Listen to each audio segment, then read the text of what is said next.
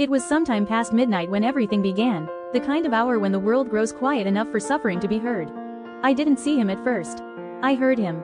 A strained, uneven sound that didn't belong to the night, a broken rhythm of breathing, like something caught between holding on and letting go.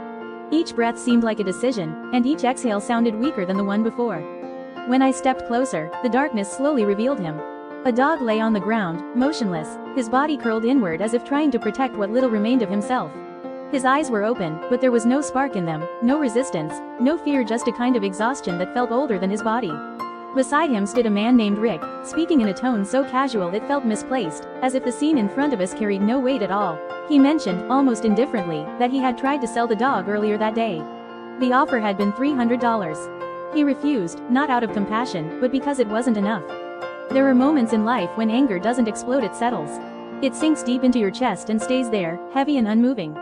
That was what I felt as I looked at the dog. He wasn't a failed transaction. He wasn't a bad deal. He was alive, quietly slipping away in front of us. I asked Rick why he hadn't taken the dog to a veterinarian. The answer came quickly, without hesitation: he didn't have the money. It was the kind of answer you hear too often, the kind that explains everything and excuses nothing. I looked closer then, really looked. The dog's face told its own story. His nose was crooked, visibly displaced, bent in a way that only force could explain. Something had happened to him, something violent enough to leave its mark permanently. There was no time for questions that would lead nowhere. I asked Rick how much he wanted. He said 500. The number hung in the air for a moment, absurd and meaningless in the presence of a dying animal, but I understood immediately that this was not about negotiation. It was about time. And time, in that moment, was something the dog no longer had. I nodded. We moved quickly after that, bringing him to a veterinary clinic under the harsh glow of artificial light. Inside, the quiet was different, controlled, clinical, almost sterile. Dr. Harris examined him with careful hands and a steady gaze, the kind that has seen too much to react too quickly. After a long silence, he spoke. The nasal bone was fractured, displaced, most likely the result of a strong external force. Surgery was necessary. But then came the pause, the kind that carries more meaning than the words that follow. There was no guarantee he would survive. In that moment, the world narrowed to a single decision. Do nothing, and the dog would continue to suffer until his body gave out. Proceed with surgery, and he might live, or he might never wake up again. I looked at him, and somehow, he looked back. There was something in his eyes, faint but undeniable. Not fear. Not desperation. Just a quiet persistence, as if some small part of him refused to disappear. I signed the form. Waiting became its own kind of test. Time stretched, slowed, and lost its meaning. When Dr. Harris finally returned, I didn't ask the question I had been holding in my mind. I simply searched his face for the answer. He nodded. The surgery had been successful. The bone had been set. For the first time that night, I allowed myself to breathe. I named him Oliver. It wasn't a name chosen for meaning or symbolism. It was chosen because it was ordinary. And that was all I wanted for him: an ordinary life, free from the extraordinary pain he had already endured. The days that followed were fragile. Oliver could barely stand. His body seemed unsure of itself, as though it had forgotten how to function without pain.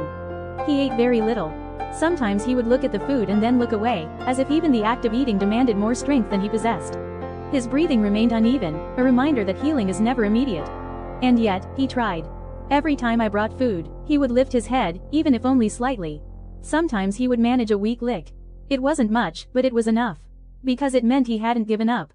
Recovery did not arrive all at once. It came slowly, almost invisibly. One day he stood a little longer. Another day he took a few unsteady steps. His body began to fill out, the sharp lines of his ribs softening over time. And then, one day, something changed. It was small, almost easy to miss. His tail moved. Just once. A slight, uncertain wag. But in that moment, everything shifted. That single movement carried more meaning than any visible wound or scar. It meant he was beginning to trust again. The surgery had repaired his nose, but not perfectly. There were still moments when his breathing sounded heavy, especially in the quiet hours of morning and night. Dr. Harris explained that it was a lasting effect, something that might never fully disappear. But it wouldn't stop him from living. And Oliver, in his own quiet way, proved that to be true. He began to run, awkwardly at first, then with growing confidence. He played, explored, and slowly reclaimed the parts of life that had been taken from him. There were details that remained unexplained. Part of his tongue was missing. No one knew how or when it had happened. It was simply another fragment of a past that would never be fully understood. And yet, despite everything, Oliver showed no bitterness. He was gentle in a way that felt almost undeserved. He didn't flinch a touch. He didn't growl or retreat. He accepted kindness as if he had been waiting for it all along. Over time, Oliver became more than a rescue. He became part of my daily life. He developed a deep, almost comical love for food. Anything I held in my hand became an object of intense curiosity. He would sniff, taste, insist. Slowly, his body changed. The once fragile frame grew stronger, fuller. His face rounded out, his movements became confident, and the dog who once seemed on the edge of disappearance now carried a quiet, steady presence. Sometimes I would watch him in the yard, moving in ways that were not perfect but were entirely his own. There was a kind of freedom in those moments, a reminder that survival does not require perfection. It only requires persistence. And every time I watched him, my mind returned to that night. To the sound of his breathing in the dark. To the moment of hesitation that could have existed, but didn't.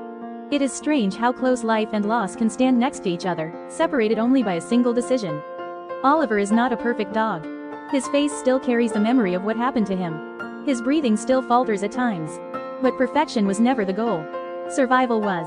And in that, he succeeded. If there is anything this experience changed, it was not just his life, but mine. Because in saving him, I came to understand something simple, something that often goes unnoticed. Kindness does not need a reason. It does not need certainty, or guarantees, or even logic. Sometimes, it is nothing more than a choice made in a quiet moment. A choice. Not to walk away.